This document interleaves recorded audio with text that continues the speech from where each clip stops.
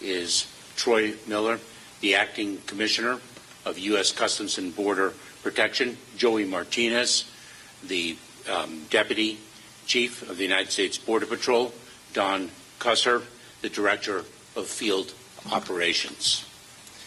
The main reason I came to Eagle Pass today was to meet with the U.S. Customs and Border Protection workforce, the agents of the United States Border Patrol, the officers in CBP's Office of Field Operations, agents from Air and Marine Operations, and the personnel who support them. These public servants are heroes. On ordinary days, they work the front lines, enforcing our laws at great personal risk so that others, the American public, all of us, can be safe and secure. They are incredibly talented, dedicated, courageous, and selfless. These agents and officers encountered an historic number of migrants in December, including large numbers of migrants who arrived at the border at one time, putting tremendous stress on our broken immigration system, our under-resourced facilities, the communities. I met with Eagle Pass elected leaders earlier today, and most importantly, our agents and officers themselves. Yet, these agents and officers manage through it, all as they always do. They process the migrants into immigration enforcement proceedings in an orderly way. They returned and removed those who have no claim for relief or legal basis to remain. They rescued migrants in distress, and they overcame unfortunate obstacles along the way. They are to be recognized and commended, and that is why I am here today. We now need Congress to do their part and act.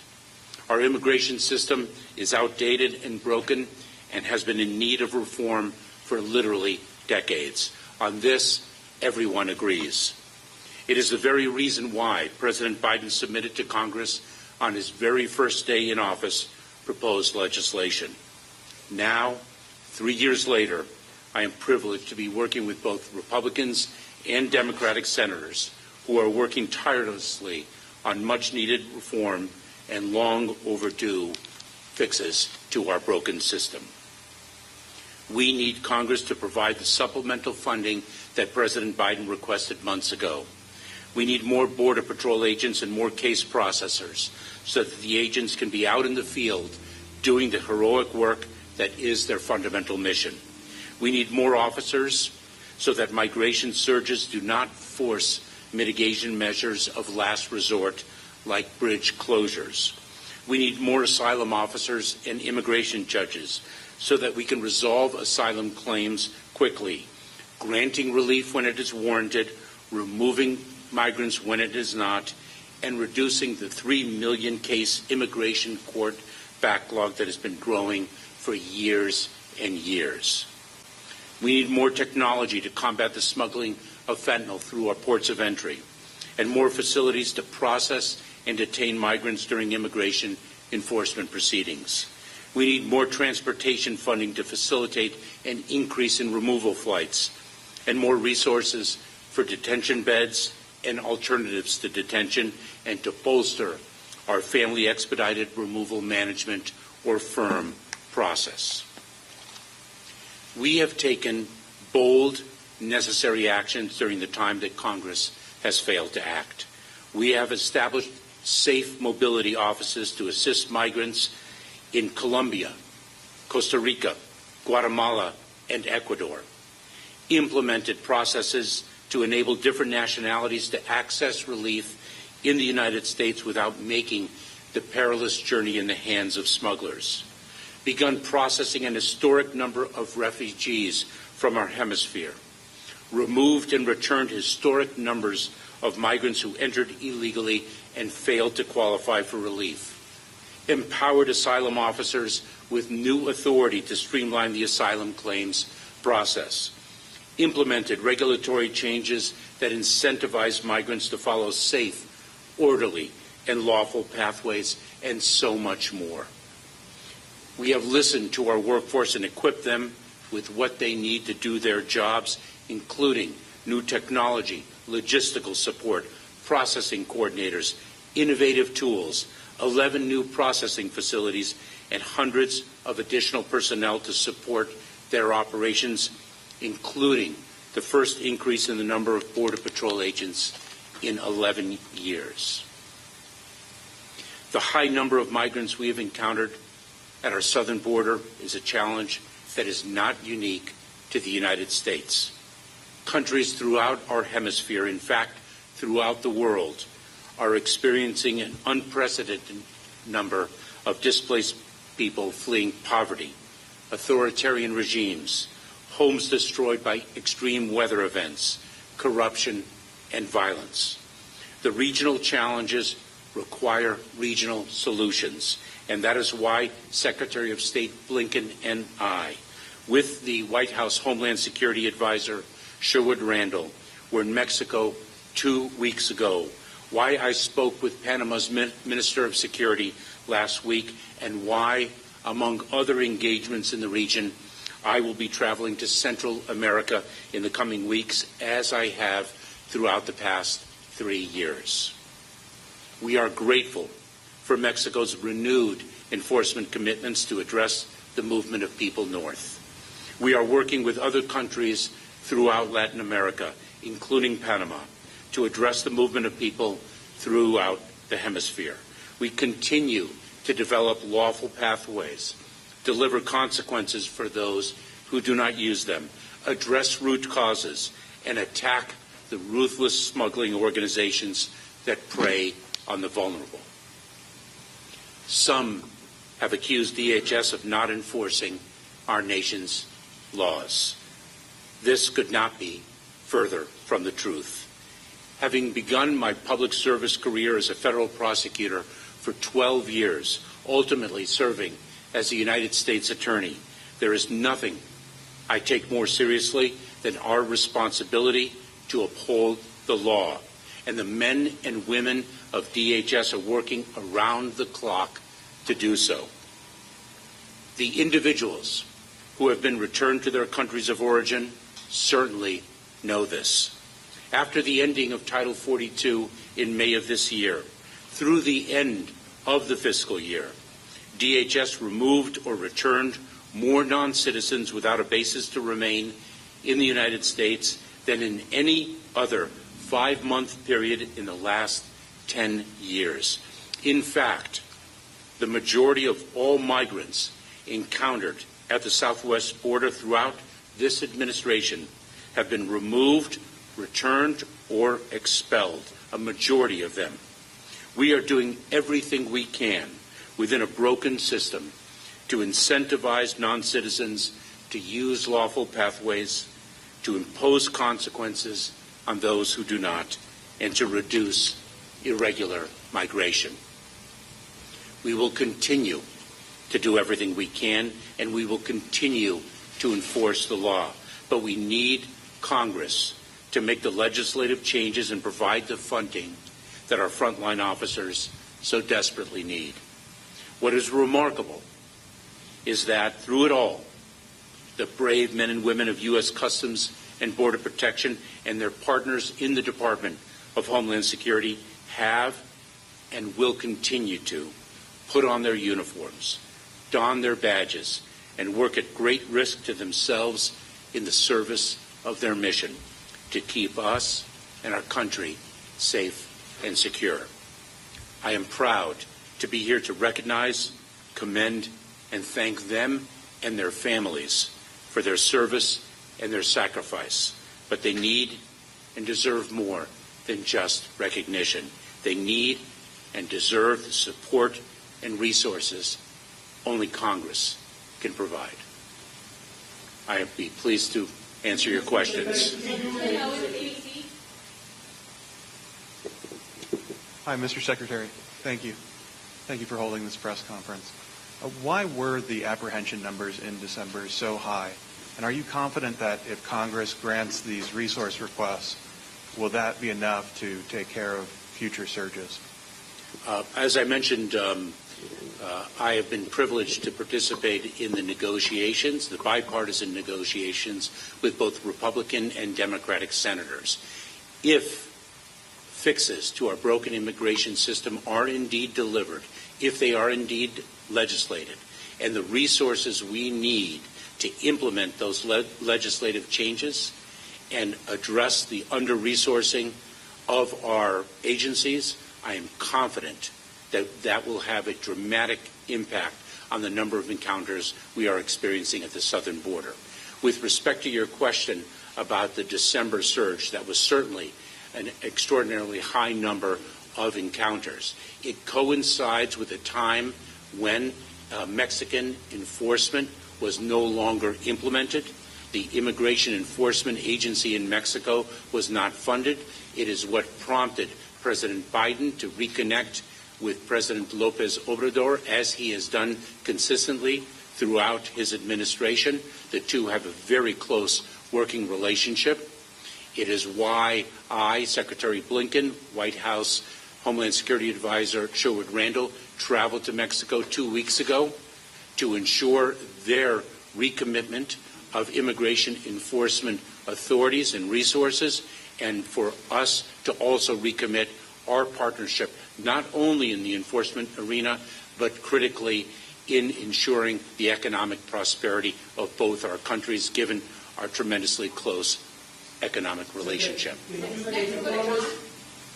Mr. Secretary, you had mentioned a bunch of things that the administration is trying to do, but a new poll shows that 75% of the American people aren't getting it. What can you do message-wise to convince the American people that what's going on with the immigration, as far as the administration is concerned, is in America's best interest? So it is opportunities like this that I will use to communicate the facts to the American people. As we all know all too well, the issue of immigration is an issue that is highly politicized, and it is very important that the American public understand the facts, the extraordinary dedication of the Department of Homeland Security's personnel. All this administration has done, and it's very important that they understand that the challenge that we are experiencing is a challenge that is a function of a number of factors. Number one, what we are experiencing at the southern border is not unique to the southern border or to the United States. The entire hemisphere is gripped with a level of migration that is unprecedented in recent history. In fact, it is something that is gripping the entire world. Number two, we are dealing with fundamentally a broken immigration system, and one that has been in dire need of repair for more than 3 decades. But within the constraints of a broken immigration system, at a time when the world, and this hemisphere in particular, is experiencing an unprecedented level of displaced people, we are creating creative solutions to a significant problem that is not unique to us. Have you heard anything about those policies in Washington, in those meetings? Have you heard anything you're encouraged about in the discussions going back and forth? The senators, the Republican and Democratic senators that I've been privileged to be at the table with, along with my colleagues from the White House, have been working tirelessly to reach a framework, to reach a legislative solution that both the Senate and the House can pass, and that can transform the manner in which we address the challenges of migration that are so very different than they were 10, 20, and 30 years ago. Our system has not been updated for decades, and yet the landscape of migration is so dynamic and so much different than it was years ago. Marlene? Mr. Secretary, over here, I'm sorry. Most of the migrants that we spoke to, specifically in December, they come with no address to go to, and they're coming because they're being released. What are the consequences that are going to be taken with these migrants that are being released, and especially the ones that are coming because they see that it's easy to get here? Well, first of all, I would take issue with your characterization that it is easy to get to the United States. I think we all know very well the perilous journey that migrants take in the hands of ruthless smugglers who don't care about their well-being. They care only about making a profit. That perilous journey has been reported and has been shared with us, as Border Patrol agents interview migrants. It is very important to understand that when an individual is released, they are released into immigration enforcement proceedings where they can make a claim under the laws that Congress has passed. And if their claim does not succeed, they are removed and they are subject to a 5-year ban on admission. We have returned, removed, or expelled an extraordinary number of individuals, and we will continue to do so as we enforce the laws. Senator, based on the talks with the Mexican president, do you believe that we're going to keep seeing a clean border without massive crossings? We believe that when we work in partnership with countries to the south, with Mexico, with Panama, with Costa Rica, with Colombia, with Ecuador, with all of the countries, we will have a significant impact on the number of encounters that we experience at our southern border. And it is too early to tell whether the significant drop in the number of encounters we have experienced over the past week is a function of the season, the holiday season, or whether it is a function of the fact that the Mexican authorities have resumed their enforcement operations, and it very well may be a combination of both. It is too early to tell, but we're watching it very carefully. We remain vigilant, and we are tremendously proud of the ceaseless work of U.S. Customs and Border Protection. What are you specifically asking President López Obrador to step up, and what are your expectations for the coming visit in Washington again with Mexican officials? Will something practical come out of that? So our president has spoken with President López Obrador on a number of occasions. They have a very close relationship and a very close working relationship. Our trip to Mexico was for the purpose of ensuring the commitment on both sides of the border, that we would do what we represented we would do, and that the Mexican authorities would do what they represented they would do. And they are taking a number of enforcement mechanisms, such as ensuring that their checkpoints are staffed along the migratory path, that individuals are removed from the north to the south, that individuals who can be repatriated from Mexico to their countries of origin are in fact repatriated, and that we are able to remove individuals of certain nationalities to Mexico, which we are doing. And the gentleman referred to an upcoming meeting again between leadership in the United States and leadership in Mexico, and that is scheduled for later this month. There's a group of 3,000 to 5,000 people in the southern border right now. What changes are they going to see once they reach the southern border with the United States? If in fact the Mexican authorities execute on their commitments, many of those individuals will not reach the southern border in the first place. All right, thank you, everybody. Thank you so much. What about Thank you. the impeachment inquiry? Does that really mess up with the focus on this job? Thank you. We're going to wait, and then we're going to clear the room. You don't mind, please stand by.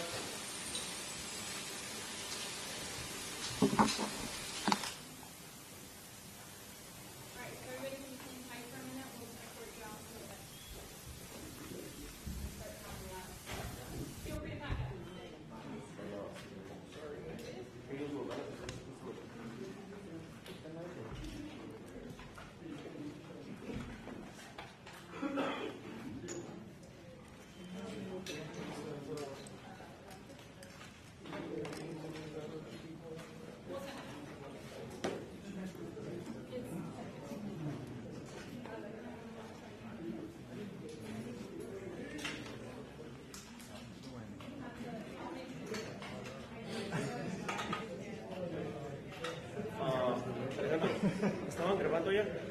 30 minutes.